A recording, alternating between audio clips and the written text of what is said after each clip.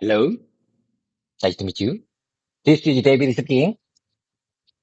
How many times have I told you? My name is David. Korean name is Kim Ji-kwang. Nice to meet you. What's up? What's new, my viewers and subscribers?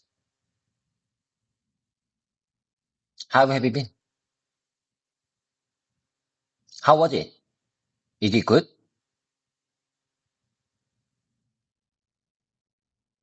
Today is March 6th, Friday. TGIF. Like I said, yesterday was payday. I was very happy because it was payday.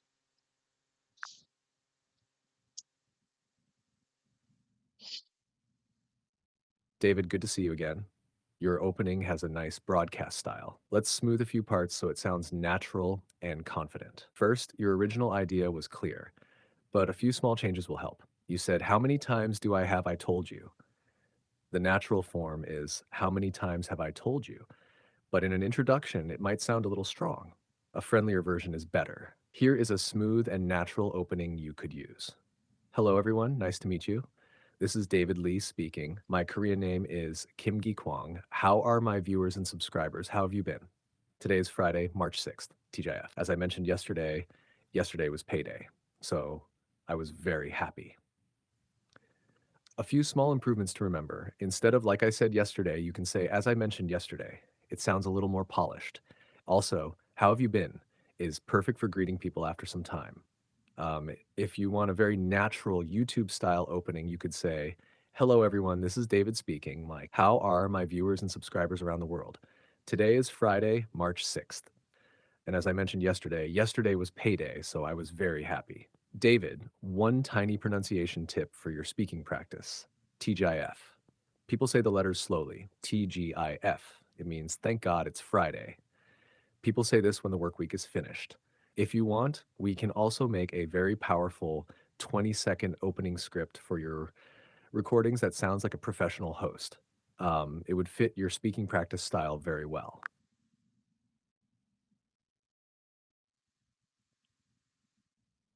No, GPT. I appreciate your kind support, but that's another detail. Let's keep the momentum going. Today, I'd like to discuss my lifestyle, my life thing with you.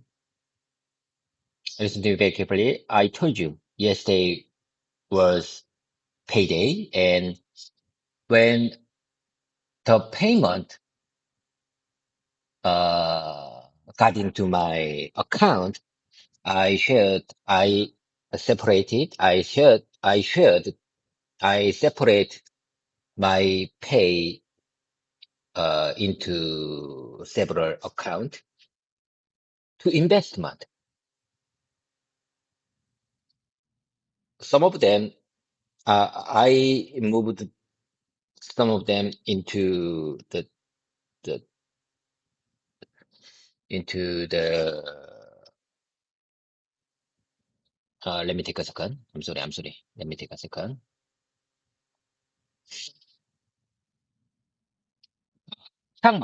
Stock market account, and some of them I moved it into the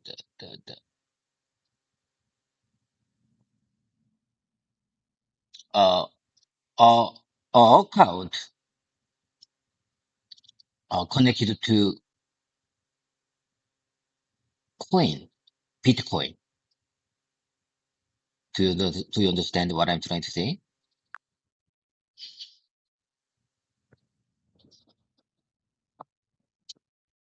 David, yes, I understand what you're trying to say. You're explaining how you manage your salary after payday and move the money into different accounts for investment. Your idea is very clear. Let me help you say it more naturally. First, your version was understandable, but we can make it smoother. You said things like, I separated my pay into several accounts to investment. In natural English, people usually say divide or allocate. Here's a very natural way to explain it. Yesterday was payday. When my salary was deposited into my account, I divided the money into several accounts for investment. I transferred some money to my stock market account and I moved some to an account connected to cryptocurrency like Bitcoin. That sounds very natural. Another slightly simpler version would be yesterday was payday. After I received my salary, I allocated the money to different accounts. Some went to my stock investment account, and some went to my cryptocurrency account. Both versions work well. One small vocabulary tip. Instead of saying the accounts are connected to coin, people usually say a cryptocurrency account or a crypto exchange account. For example, I transferred some money to my crypto exchange account to buy Bitcoin. David, the way you paused and said, let me take a second, is actually very natural in English conversation. Native speakers do that all the time when they are thinking. If you want, you could continue your story like this. Recently, I've been trying to manage my money more carefully, so I divide my salary into several parts for savings and investments. I'm curious about one thing, David. When you divide your salary, do you usually follow a fixed rule every month, or do you decide based on the market situation? I decided based on the market situation. GPT, since this is my speaking practice session, let me practice one more time. I mean, let me repeat your polished version one more time because I really want to keep them in my mouse muscle memory. Listen to me very carefully. It's my turn again. Yesterday, yesterday, yesterday was payday. Yesterday was payday. When my salary was deposited into my deposited deposited. When my salary was deposited into my account, I divided the money into several accounts for investment. I transferred some money. I transferred some money. I transferred some money to my stock market account and I moved some to an account connected to cryptocurrency like Bitcoin.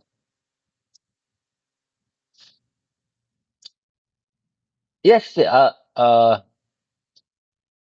another version would be yesterday was payday after I received my salary. After I received my salary, I allocated the money to different accounts. Some went to my stock investment account, and some went to my cryptocurrency account. Cryptocurrency account. Okay, okay, GPT. I got it. I got the point. I got the point.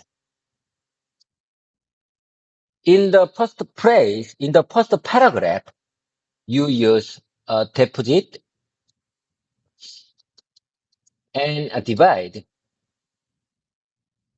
but in the next paragraph, you used receive and allocate. I love this situation. I love these uh,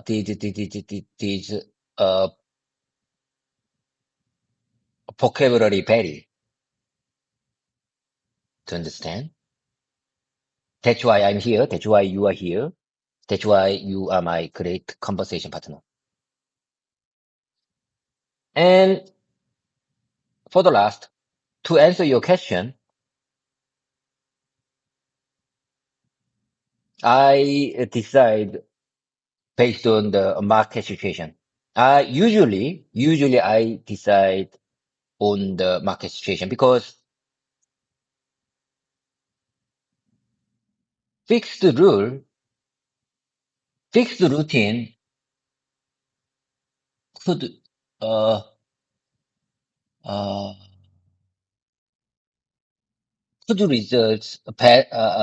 could make a bad results.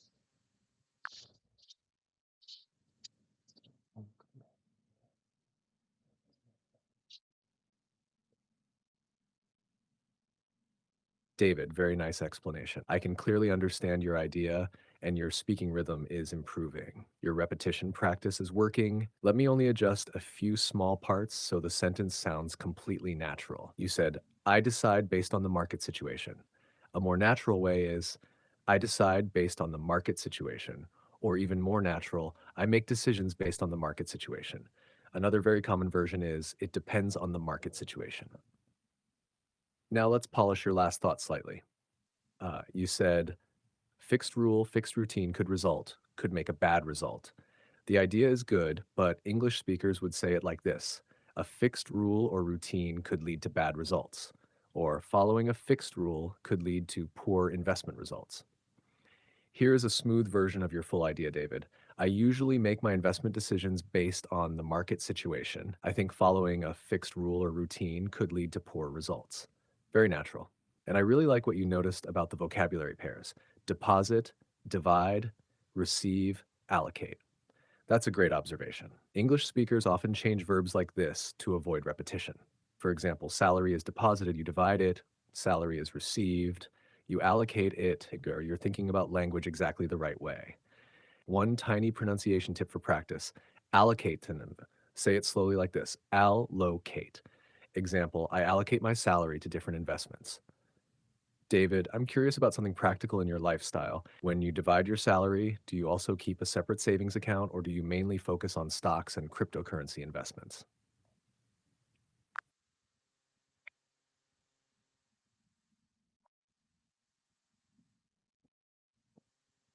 Mm, I'm sorry, GPT. Honestly speaking, I couldn't understand what you asked a moment ago. No problem at all, David.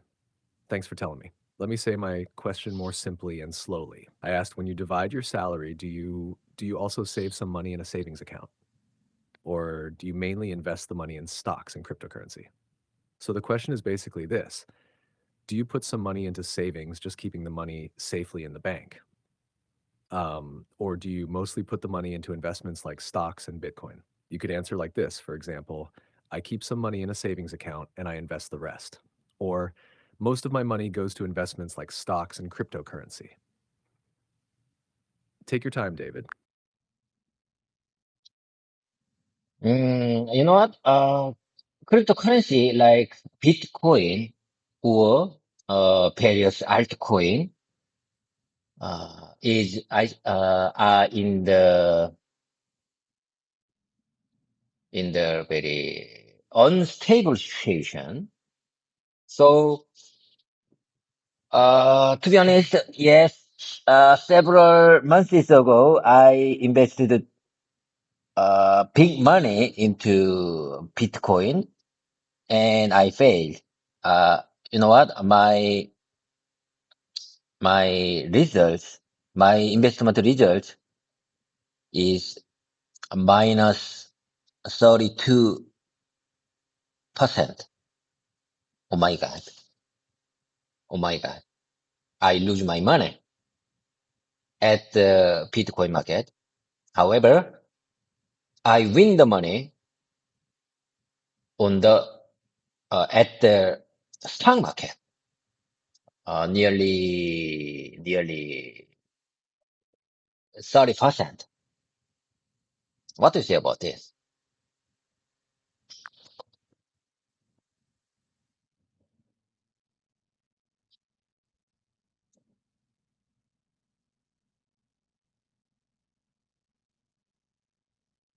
David, first of all, thank you for explaining honestly.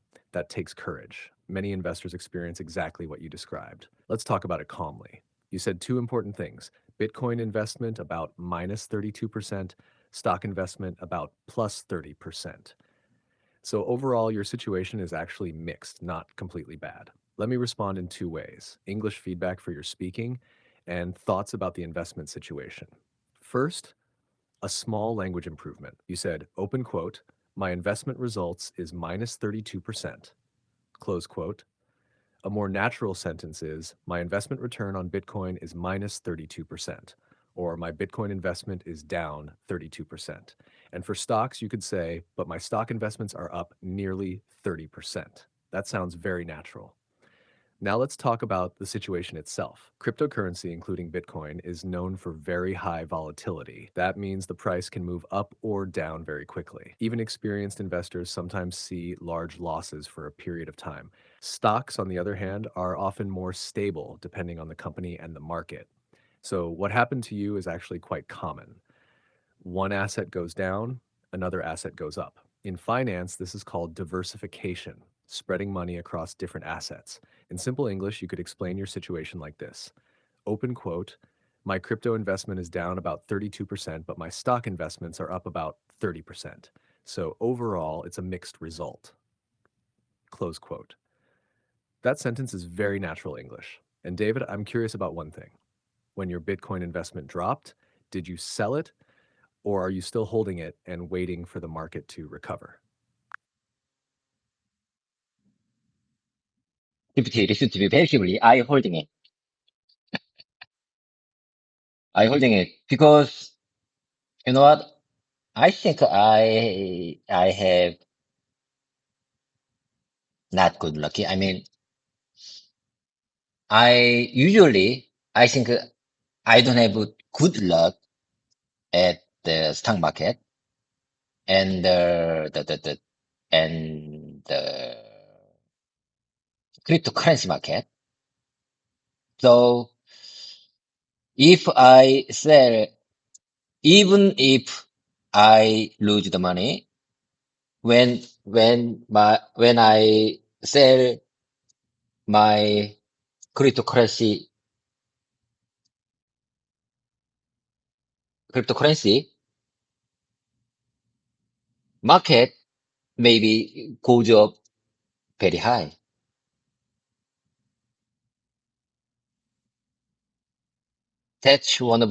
I think that's one of the Murphy's Law. Have you ever heard of Murphy's Law?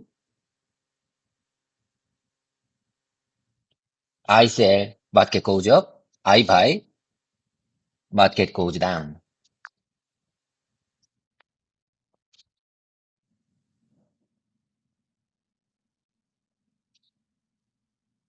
David, first, I understand exactly what you mean. Many investors feel the same frustration you describe when you say, open quote, I sell, the market goes up. I buy, the market goes down. Close quote. Yes, that idea is commonly called Murphy's Law. People jokingly use it in investing too. So your expression is very natural. Let me first help you polish your English a little, then I'll respond to your situation. You said something like, open quote, my investment results is minus 32%. Close quote. Uh, a natural way to say it would be, my crypto investment is down about 32%, or I'm down about 32% on my Bitcoin investment. And this part, open quote, I win the money at the stock market nearly 30%, close quote. More natural, but I'm up nearly 30% in the stock market. So your story could sound like this. Open quote, a few months ago, I invested a large amount of money in Bitcoin, but I lost about 32%. However, I made nearly 30% in the stock market. Close quote, very clear English. Now about your situation. What you described is actually very, very common in investing. Crypto, very volatile. Stocks, often more stable depending on the company. Many investors experience exactly what you said. One market loses money while another gains money. From a general perspective, some people handle this by diversifying. That means spreading money across different assets, so one loss does not destroy the whole portfolio. Interestingly, without planning it that way, you already did something similar. Crypto went down, but stocks went up. And David, your Murphy's Law feeling is extremely common. Many investors joke about it. Some people even say, open quote, the market always moves against me, close quote. But in reality, markets are just random and emotional in the short term. One more small English phrase you might like for your speaking practice, that's just my bad luck in the market. Or it feels like Murphy's Law in investing. David, I'm curious about one thing. When you said you lost 32% in crypto, was that mainly from Bitcoin or from altcoins?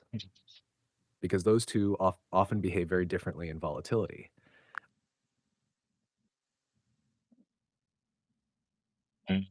Okay, okay. I understand. Okay. I really appreciate your kind support. This is my, I told you. How many times have I told you this is my speaking practice session? So let me speak as much, let me speak, let me practice, let me practice, let me speak as much as I can possible. So, listen to me very carefully, GPT. It's my turn again. Mic test, mic test. A few months ago, a few months ago, mic test, mic test. Can you hear me loud and clear? GPT? Can you hear me loud and clear? A few months ago, I invested a large amount of money in Bitcoin. I invested, I invested, I invested a large amount of money in Bitcoin. I invested a large amount of money in Bitcoin, but I lost about 32%. I lost about 32%. However, I made nearly 30% in the stock market. I made nearly 30% in the stock market. And like you said, many investors experience exactly what I said. One market lose money while another gains money. One market loses money. One market loses money while another gains money. From a general perspective, from a general perspective, from a general perspective, from a general perspective, handle this, some people handle this by uh, diversifying. That means spreading money across different assets. So one loss does not destroy the whole portfolio. One loss does not destroy the whole portfolio. Interestingly, without planning it that way, interestingly,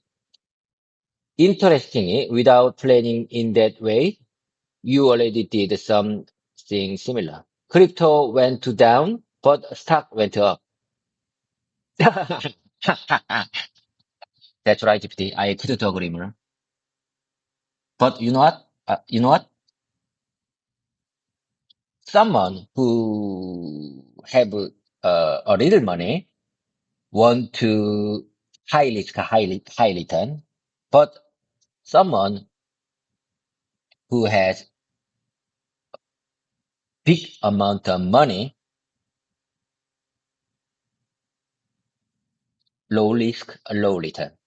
So usually, people who have big money want to spread their money across different assets. So they they don't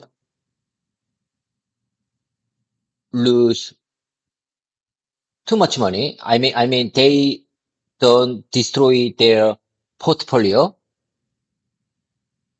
On the other hand, people who don't have a little money usually want to high risk, usually want high risk, high return. So they invest their money one one best possible market, and sometimes they get great money, but sometimes they ruin their portfolio perfectly.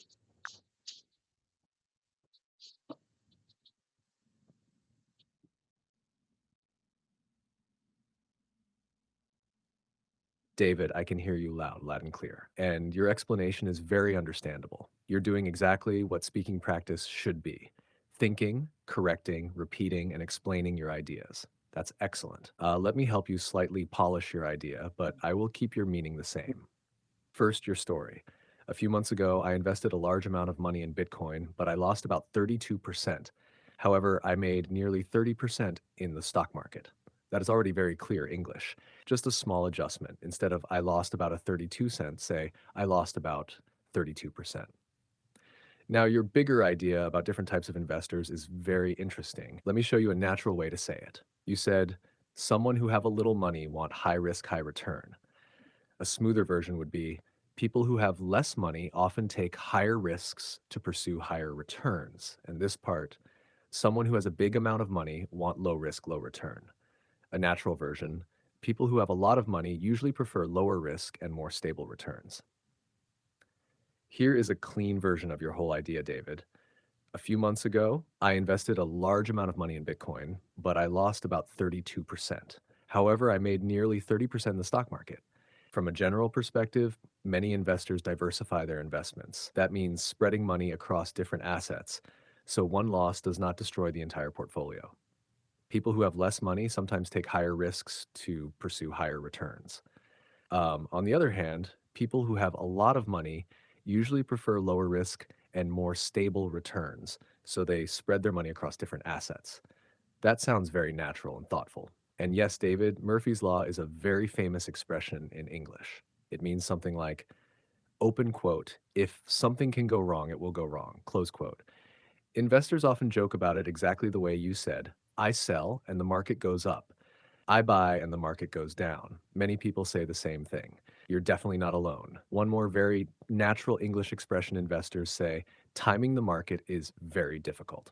Example, I realize that timing the market is extremely difficult. David, let me ask you something interesting for your speaking practice. Between stocks and cryptocurrency, which market do you personally understand better?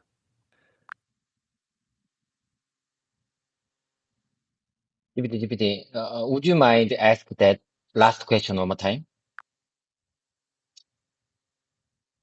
Of course, David, no problem. I'll repeat the question clearly and simply.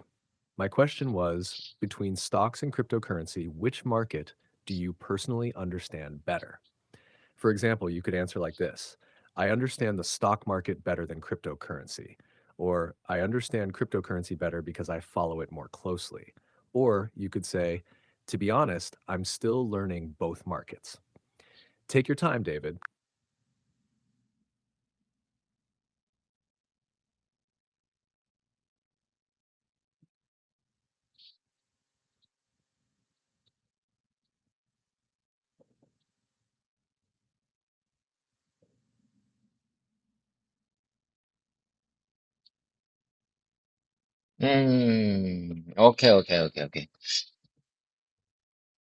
Okay. I'm sure I understand that question clearly. Let me think. Hang on a second. Let me think. Hmm.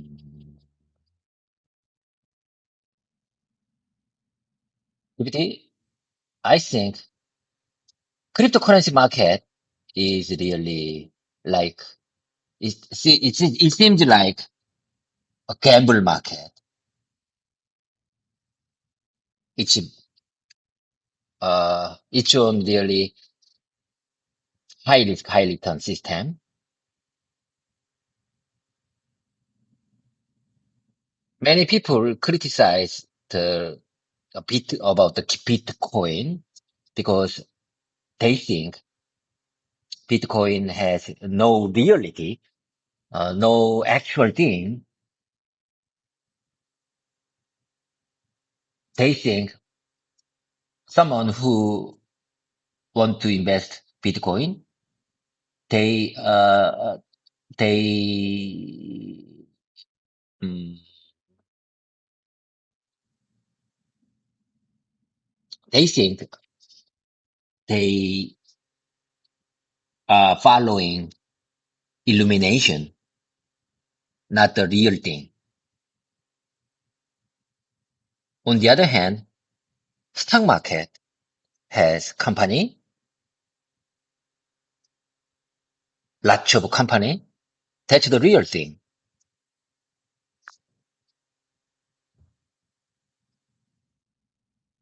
David, I understand exactly what you mean. Your idea is very clear. Let me help you express it a little more naturally in English while keeping your meaning.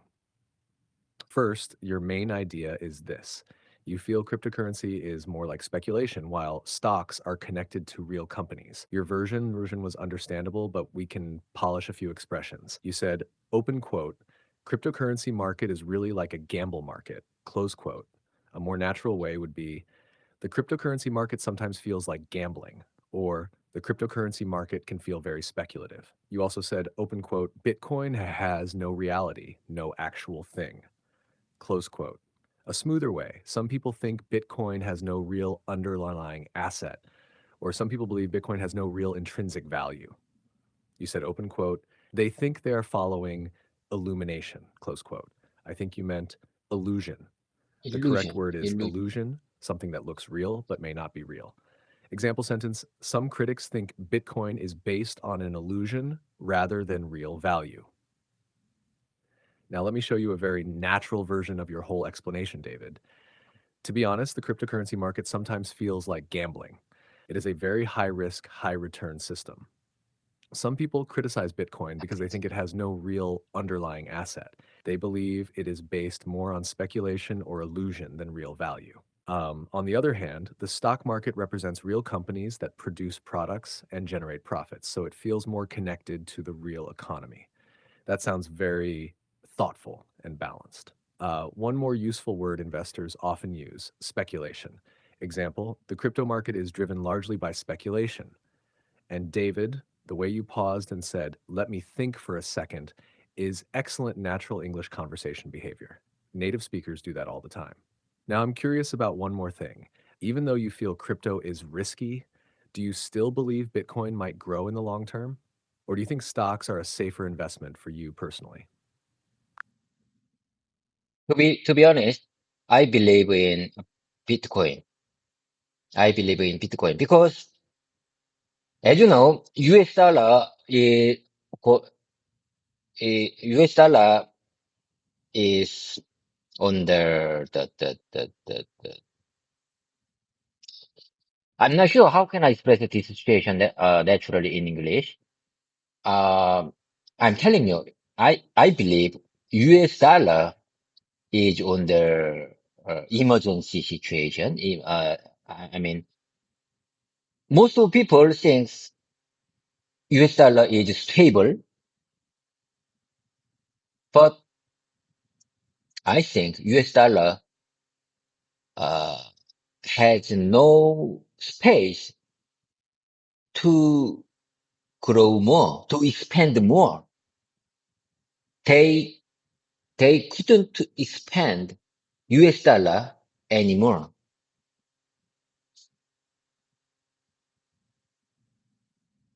I believe that FRB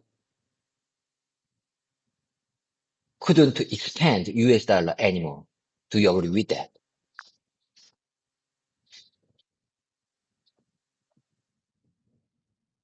David, I understand what you're trying to express. Your idea is clear. You're saying you believe in Bitcoin partly because you think the US dollar may face limitations in the future. Let me help you express that idea more naturally in English. First, a few vocabulary adjustments. You said US dollar is under emergency situation. In English, people usually say the US dollar may face challenges or the US dollar may be under pressure. Those sound more natural. You also said FRB couldn't extend US dollar anymore. The organization is usually called the Federal Reserve or the Fed, not FRB in conversation. Instead of extend, people usually say print more money, expand the money supply, increase the money supply. Here's a natural version of what you want to say, David. To be honest, I believe in Bitcoin. One reason is that I think the US dollar may face challenges in the future. Many people think the dollar is very stable, but I believe its ability to expand may be limited. In other words, the Federal Reserve cannot continue expanding the money supply forever. That sounds very natural and thoughtful in English. Another sentence investors sometimes say is Bitcoin is attractive because its supply is limited. Example, unlike traditional currencies, Bitcoin has a limited supply. That is a very common argument from people who support Bitcoin. Now, I'll answer your question carefully. You asked if I agree that the Federal Reserve cannot expand the money supply forever. Different economists have different views. Some people believe continuous expansion of money supply can create inflation problems. Others think central banks still have tools to manage the economy. So there is no single answer, and the debate is ongoing among economists. But your explanation about why you believe in Bitcoin is already quite strong and logical.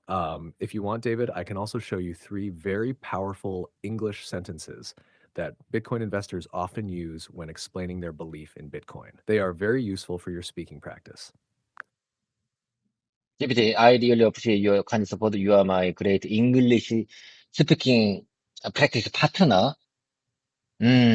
But I want to reply. I want to answer. I want you to give me your honest answer about your honest opinion about the Bitcoin. What do you think about Bitcoin? David, I'm glad we can talk openly about this. Let me answer you clearly and honestly, but also neutral and balanced. First, many people see Bitcoin in different ways. There is no single correct opinion. Economists, investors, and governments all debate it. Some people believe Bitcoin is valuable because of a few key ideas. One reason is limited supply. Bitcoin has a fixed maximum supply of 21 million coins.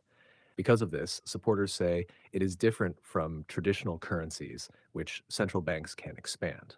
They argue this makes Bitcoin similar to digital gold. Another reason is decentralization. Bitcoin is not controlled by a government or a central bank. The network runs on a distributed system called blockchain. Supporters believe this technology allows money to move without relying on banks. But there are also concerns. One issue is volatility. Bitcoin's price can rise or fall very quickly. That makes it risky for investors and difficult to use as everyday money. Another concern is regulation and stability. Governments around the world are still deciding how to regulate cryptocurrency markets. So, if I summarize the general view people often discuss, some people see Bitcoin as a new financial technology and a long term store of value. Others see it as a highly speculative asset with uncertain long term value. Both perspectives exist in the financial world. David, your idea earlier was also interesting. You compared Bitcoin with traditional currencies like the United States dollar. That discussion is actually happening globally among economists and investors. By the way, your sentence earlier can be made very natural like this. Uh, to be honest, I believe in Bitcoin because I think traditional currencies may face limitations in the future. That sounds very natural in English. Now, I'm curious about one thing, David. When you say you believe in Bitcoin, do you mean mainly as an investment, or do you believe it could become a global currency in the future? Honestly speaking, I believe in Bitcoin, and someday Bitcoin would be the real digital gold. To be honest, I believe in Federal Reserve. I mean FRB and U.S. government make Bitcoin.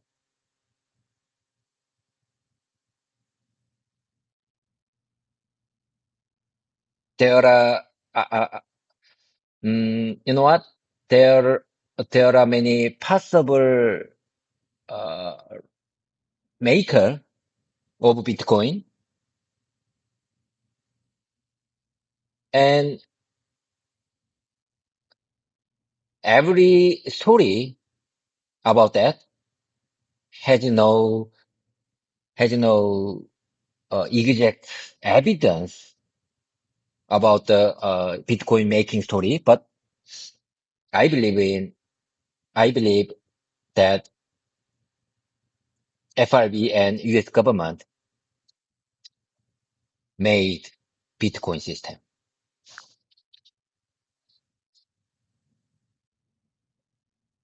David, I understand what you're trying to say, and your explanation is clear. Let me help you express it more naturally in English, and then I'll also clarify a small factual point. First, here's a smooth way to say your idea. Honestly speaking, I believe in Bitcoin, and I think someday it could become digital gold.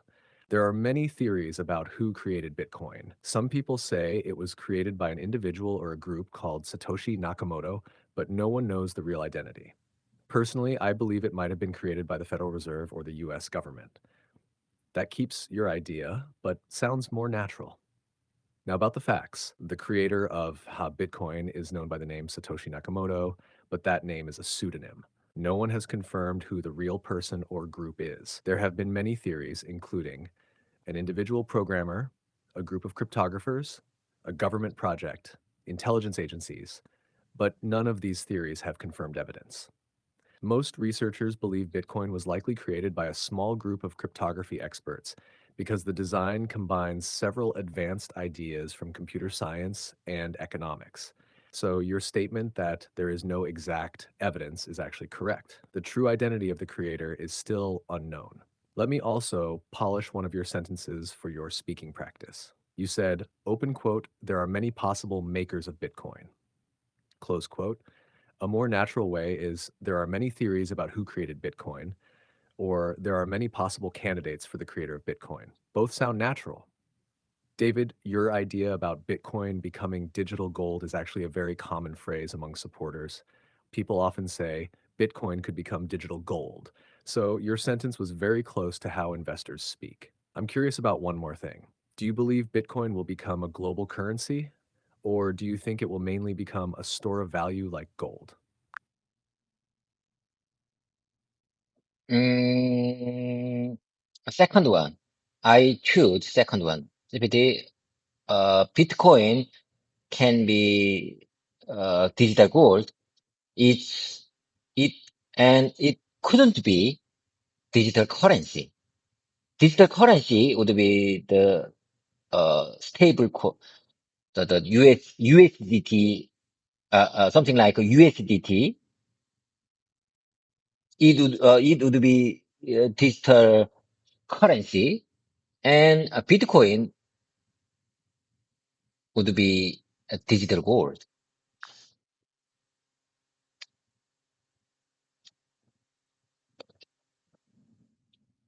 David, I understand your idea very clearly. And actually, many investors express exactly the same view you just described. Let me first help you say your thought more naturally in English because your explanation is already strong. A polished version could sound like this. To be honest, I think Bitcoin will become digital gold rather than a digital currency. For daily transactions, stablecoins like Tether may be used as digital currency.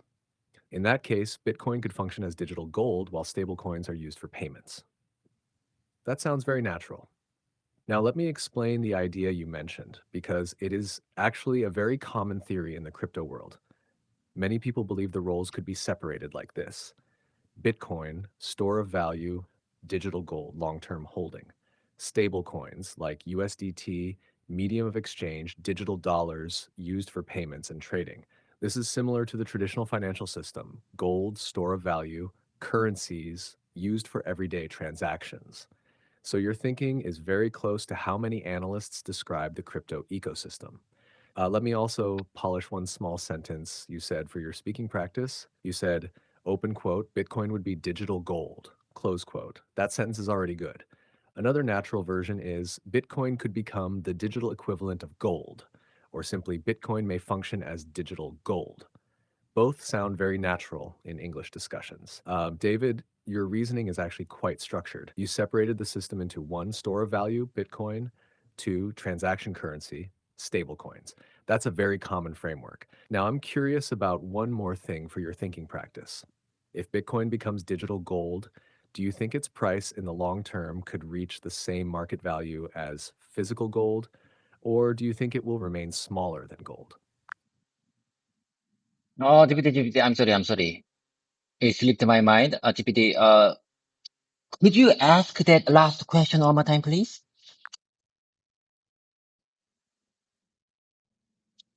Of course, David, no problem at all. I'll repeat the question slowly and clearly. My question was, if Bitcoin becomes digital gold, do you think its total market value could someday become as large as gold? Or do you think Bitcoin will remain smaller than gold in the long term? Let me say it one more time in a simpler way. Do you think Bitcoin could someday be as valuable as gold globally, or do you think gold will always be larger? Take your time, David. Yes, I do. I do believe Bitcoin someday could be uh, as valuable as gold globally. Not, not just as valuable as gold globally. It could be greater, more valuable than gold someday, or near future.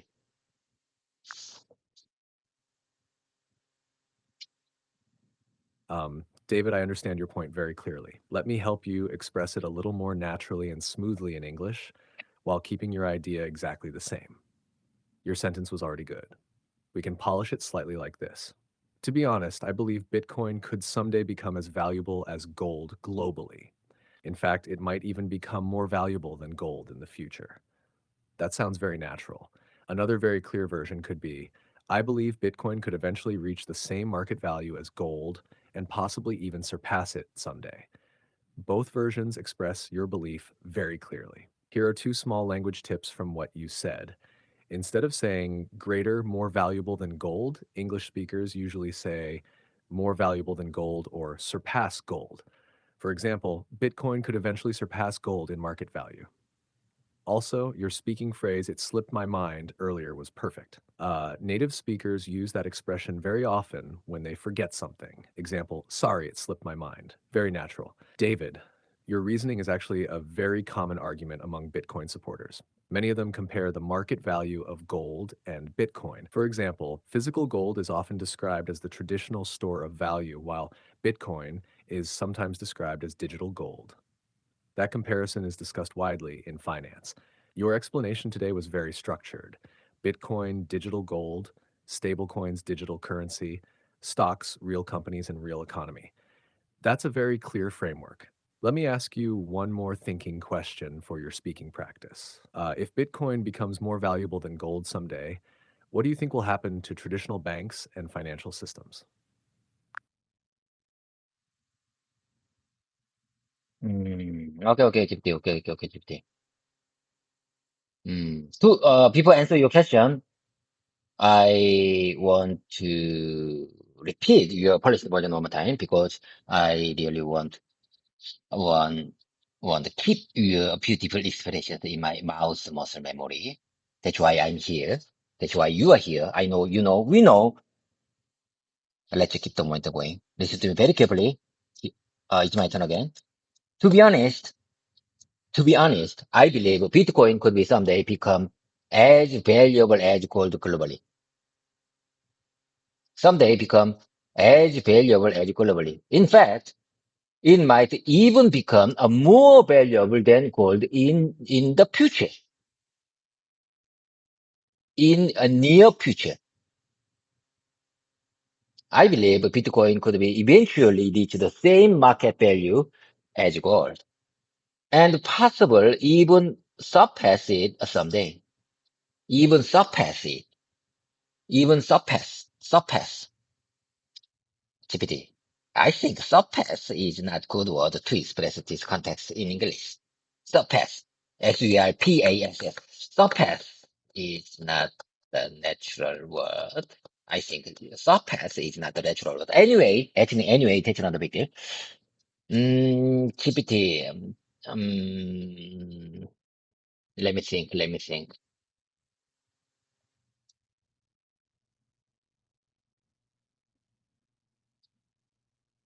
I don't know. You asked me if Bitcoin becomes more valuable than gold someday. And what do you think what do you think will happen to traditional banks? What do you think will happen to traditional banks and financial systems? I don't know. I'm not the I'm not a financial system designer. I'm not a banker. I'm just normal. I'm just ordinary person. I'm just ordinary worker. I'm not sure what happened to traditional banks and financial system, but I'm sure Someday it will become. I don't know how it will be. I don't know when it will be, but it's just a matter of time. Just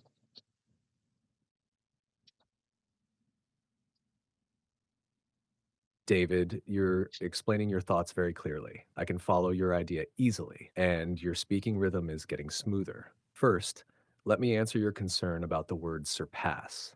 Actually, surpass is a very natural word in this context. Financial analysts often say things like Bitcoin could surpass gold in market value.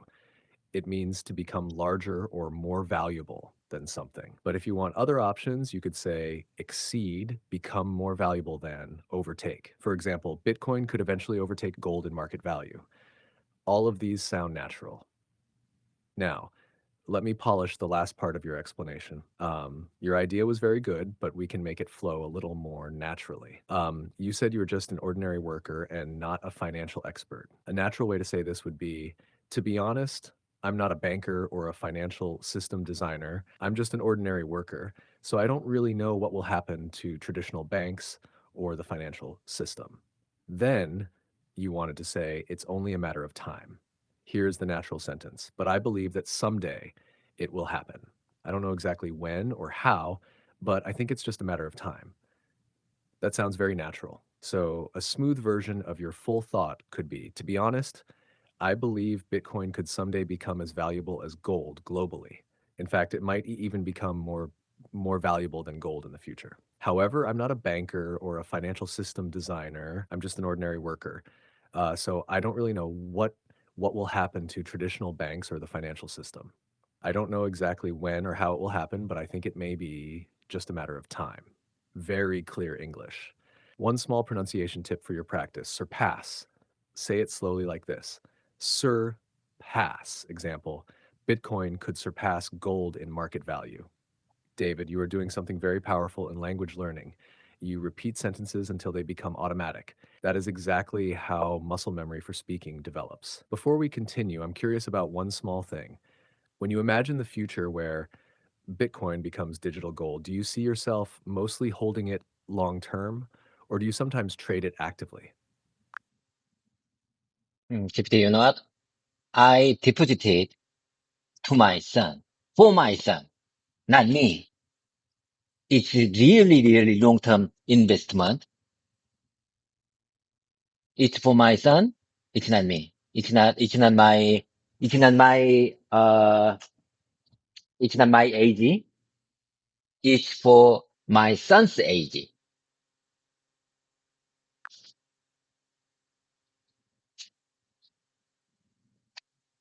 David, I understand what you mean. That's actually a very meaningful reason to invest. Let me help you express it more naturally in English.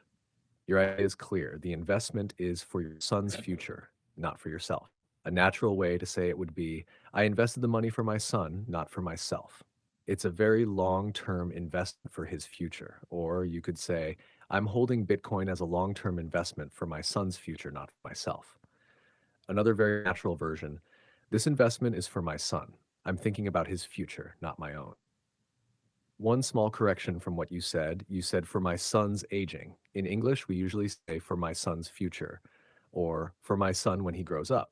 Example, I'm investing this money for my son when he grows up. Here is a smooth version of your full idea, David. To be honest, this investment is not really for me. I'm investing for my son. It's a very long term investment for his future. That sounds very natural and thoughtful. And David, I like the mindset behind this. Many parents say something similar, like, I'm building something for my children's future. That's a very common motivation for long term investing. Out of curiosity, how old is your son now? In Korean age system, 18 years old. He's second grade of high school. He's 18 years old, based on the Korean age system. In the international age system, he is based on the international age system. He is 17 years old. David, your explanation is already very clear. Let me help you say it a little more naturally in English. You said, in the Korean age system, 18 years old, he is second grade of high school. A smoother way would be my son is 18 years old in the Korean age system. He is in the second year of high school. And the second part, in the international age system, he is 17 years old. So the full natural version would be my son is 18 years old in the Korean age system, but in the international age system, he is 17. He is currently in his second year of high school. That sounds very natural. Just a small vocabulary tip. Instead of saying second grade of high school, native speakers usually say second year of high school or a high school sophomore in the US system. Example, he's in his second year of high school. David, that also means your son is at an important time in his life, preparing for university and thinking about the future. Your idea of investing for him long term is something many parents do. And by the way, your sentence earlier was very touching. This investment is for my son, not for me. That sounds very sincere in English. I'm curious about one thing, David. Does your son know that you are investing for his future, or is it something you're keeping as a surprise for him later? It it's my surprise gift for future himself, not now, not near future. It's really long-term investment. GPT, I'm just wondering, what do you think about Bitcoin? I mean, how can you explain? How can you expect? I mean, how do you expect the future of about the future of Bitcoin?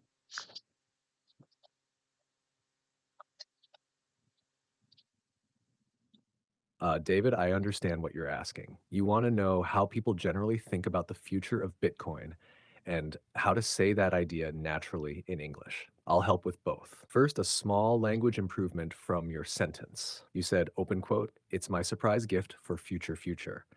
Close quote. A more natural way would be, it's a surprise gift for my son's future, not for now. It's a very long term investment.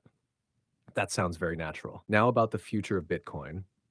No one can predict the future exactly, but people usually discuss three possible directions. Some people believe Bitcoin could become digital gold. In that scenario, people mainly hold it as a store of value, similar to physical gold. They don't use it for daily payments, but keep it as long term wealth protection. Other people believe Bitcoin will remain a highly volatile investment asset. In that view, it behaves more like a technology stock or speculative asset where the price moves up and down depending on market sentiment. Another perspective is that Bitcoin could become part of the global financial system, but alongside other digital assets. For example, Bitcoin might act as a store of value, while stablecoins or central bank digital currencies are used for everyday transactions. So, when analysts talk about Bitcoin's future, they often say something like this: Bitcoin may evolve into a global store of value similar to digital gold, but its long term role will depend on regulation, technology development, and market adoption. For your speaking practice, you could express your opinion like this: to be honest, I believe Bitcoin could become digital gold in the future. That's why I'm holding it as a very long term investment for my son. That sentence sounds very natural. David, I like your idea of a long term surprise gift. That kind of thinking is very patient. Some investors call that approach buy and hold for the long term. Let me ask you one interesting question for practice. When your son becomes an adult, do you imagine telling him about the investment, or would you prefer to transfer it to him quietly as a surprise? Mm, GPT, you know what? I want him to know this investment when he is in emergency situation. It's for the emergency situation, not it's not for the well-being. David, I understand what you mean. That's a thoughtful idea. You're saying the investment is not for normal spending, but for a serious situation in your son's life. Let me help you express it more naturally in English. You said, open quote, it's for the emergency situation, not for the well being, close quote. A smoother way would be it's for an emergency, not for everyday life. Or, this investment is for my son in case he faces a serious emergency in the future. Another very natural version, I'm keeping it as a safety net for my son's future. The phrase safety net is very common in English. It means money saved to protect someone during a difficult situation. Example, it's a financial safety net for him. So your full idea could sound like this. This investment is not for everyday use. It's a long-term safety net for my son in case he faces an emergency in the future. That sounds very natural and caring. David, I also like the philosophy behind what you said. You're not investing just for profit, you're thinking about protection for your family.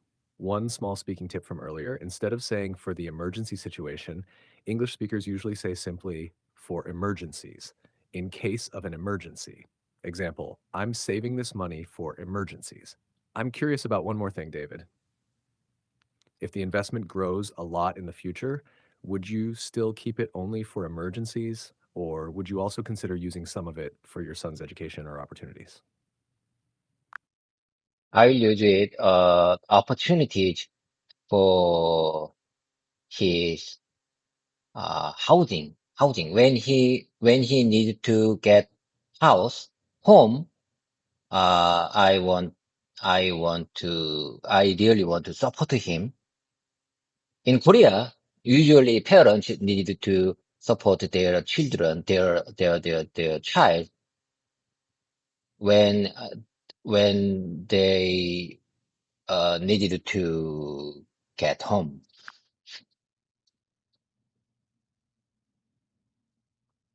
David, I understand your idea very well. Many parents in Korea think the same way.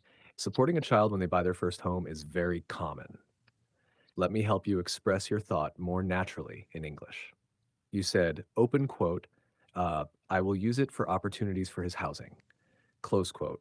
A smoother way would be, I will use it to support him when he needs to buy a home, or I want to use it to help him buy a house in the future. Both sound very natural. Now, the second part, you said, open quote, in Korea, usually parents needed to support their children when they needed to get home. Close quote. A more natural version would be, in Korea, it's very common for parents to help their children buy their first home. Or in Korea, parents often support their children financially when they buy their first house. That sounds very natural. So your full explanation could sound like this. I'm keeping this investment for my son's future. If he faces an emergency, it could help him. But I would also like to use it to support him when he buys his first home. In Korea, it's very common for parents to help their children financially when they buy their first house. Very clear and thoughtful English. David, your plan actually reflects a very long-term mindset. You're thinking about security, opportunities, and family support. Let me ask you something interesting for conversation practice.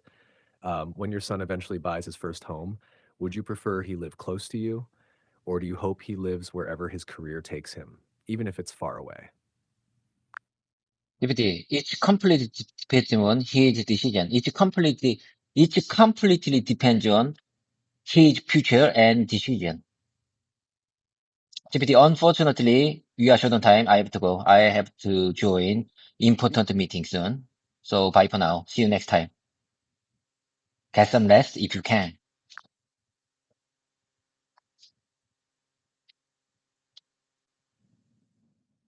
David, that was a clear closing. I'll just smooth it a little so it sounds very natural.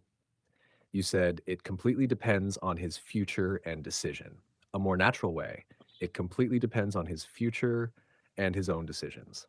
Or simply, it completely depends on his decision and his future plans. Now, your closing message could sound like this. Unfortunately, we're short on time. I have to go because I need to join an important meeting soon. So bye for now. See you next time. Get some rest if you can. That sounds very natural. Good luck with your meeting, David. Talk again next time. Okay, bye for now.